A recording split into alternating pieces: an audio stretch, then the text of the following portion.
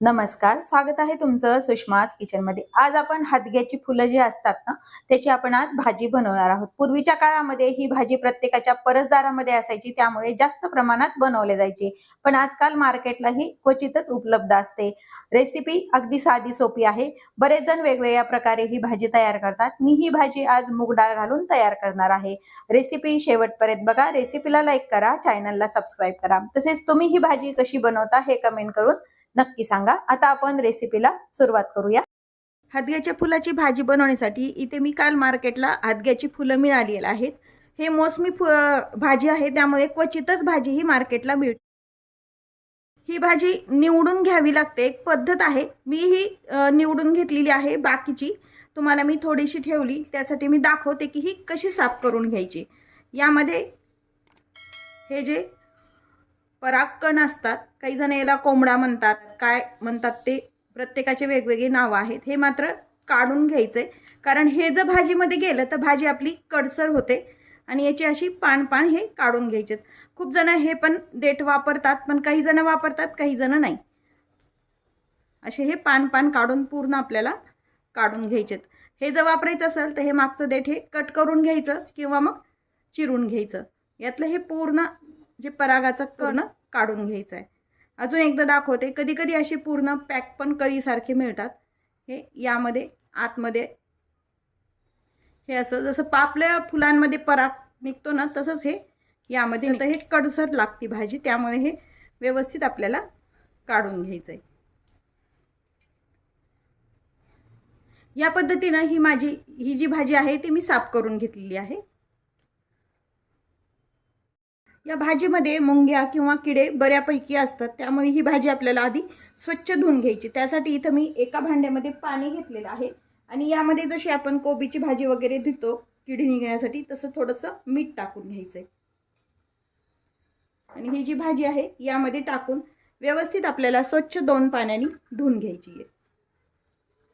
म्हणजे यातले एखाद दुसरा किडा वगैरे असेल तर ते पण निघून जाते। आता ही 2 पाण्यानी स्वच्छ धुवून मी चाळणीवरती काढून ठेवणार आहे, म्हणजे याचं पाणी पूर्ण आपल्याला निथळून घ्यायचं। ही भाजी आपण स्वच्छ धुवून घेतली आणि एका चाळणीवरती काढून याचं पूर्ण पाणी निथळून घेतले। भाजी धुताना फक्त हलक्या हाताने धुवायची, जास्त अशी दाबून नाही धुवायची। आता ही जी भाजी आहे चिरून घ्यायची। काही जण अशी पण वापरतात, पण अगदी ओबडधोबड एकदम बारीक नाही चिरायची आणि पूर्ण अशी ही मी तरी वापरत नाही, शक्यतो असे मोठे मोठे पीसेस करून ही चिरून घ्यायची। फार बारीक एकदम नाही चिरायची, अशी थोडीशी आपण भाजी ही चिरून घेऊया। या पद्धतीने आपण ही अशी थोडीशी मोठी भाजी आपण चिरून घेतली आहे। आता भाजी आपल्याला फोडणी द्यायची। त्यासाठी इथे मी गॅस सुरू करून कढई गरम करायला ठेवली। शक्यतो लोखंडी कढईमध्ये किंवा मग तव्यामधली भाजी ही अगदी छान चवदार लागते। नसेल तर तुम्ही कोणत्याही कढईमध्ये करू शकता। इथे मी 1 पळीभर तेल टाकून घेतले। तेलाचं प्रमाण कमी जास्त तुम्ही करू शकता, कारण ही भाजी वाफवल्यानंतर अगदी खूप कमी होते, त्यामुळे तेल सुरुवातीला कमीच वापरा। तेल थोडंसं गरम झालंय, एक थोडीशी चिमूटभर मोहरी टाकून घ्यायची आहे। मोहरी तडतडल्यानंतर जिरं टाकून घ्या।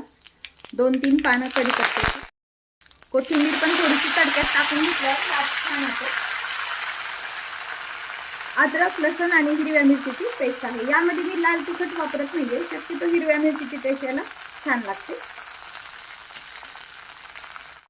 थोडासा हिंग। यामध्ये कांदा पण वापरतात, पण सध्या कांदा खात नसल्यामुळे मी यामध्ये कांदा वापरलेला नाहीये।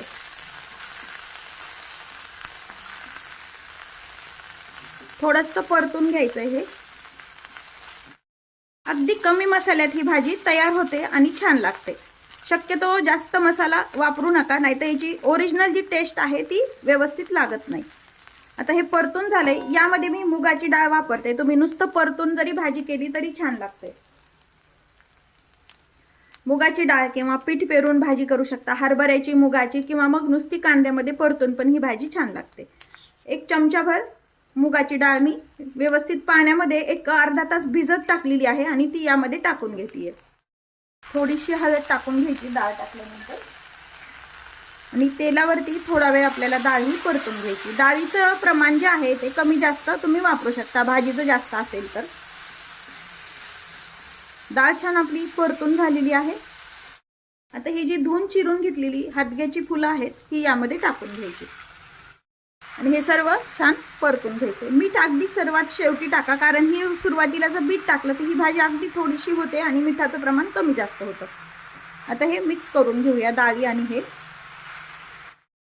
हदग्याच्या फुलाची खूप जण भजी पण करतात, त्यामध्ये अजिबात पाणी वगैरे काही वापरायचं नाही। ऑलरेडीच फुलांनाच असं छान पाणीदार फुलं असल्यामुळे त्याचं ते चांगलंच पाणी सुटतं भाजीला व्यवस्थित। भाजी आपण मिक्स करून घेतली, पाहू शकता असं पाणी सुटल्यासारखं होतं याला जरासं। मग यावरती आपण आता झाकण ठेवून एक वाफ येऊ द्यायची, म्हणजे आपली मुगाची डाळ आणि ते व्यवस्थित शिजले जातं। झाकण काढून पाहूया। गॅस मात्र कमी होता हे लक्षात ठेवा, कमी गॅसवरतीच ठेवायचं। मधून मधून मी 1-2 वेळेला भाजी ही हलवून घेतलेली आहे। छान आपली भाजी ही शिजलेली आहे, डाळ पण छान वाफ आली आहे। आता यामध्ये आपण मीठ टाकायचं ठेवलेलं आहे, मीठ टाकून घ्यायचंय, चवीपुरतं मीठ, पुन्हा थोडीशी कोथिंबीर आणि मिक्स करून घेऊया। 1-2 मिनिट मीठ टाकल्यानंतर परतून घ्या।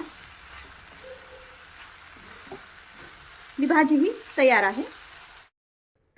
हदग्याची फुलाची चमचमीत अशी ही भाजी। ही भाजी तुम्ही भाकरी पोळी सोबत पण अगदी छान लागते। त्या फुलांचीच एक अशी छान चव असते, त्यामुळे भाजी एकदम टेस्टीच होते। रेसिपी नक्की करून पहा। रेसिपीला लाईक करा, चॅनलला सबस्क्राईब करा, तसेच बेल नोटिफिकेशन पण ऑलवर प्रेस करा। अशाच नवीन रेसिपी सोबत पुन्हा भेटूया, तोपर्यंत बाय बाय। व्हिडिओ पाहिल्याबद्दल खूप धन्यवाद।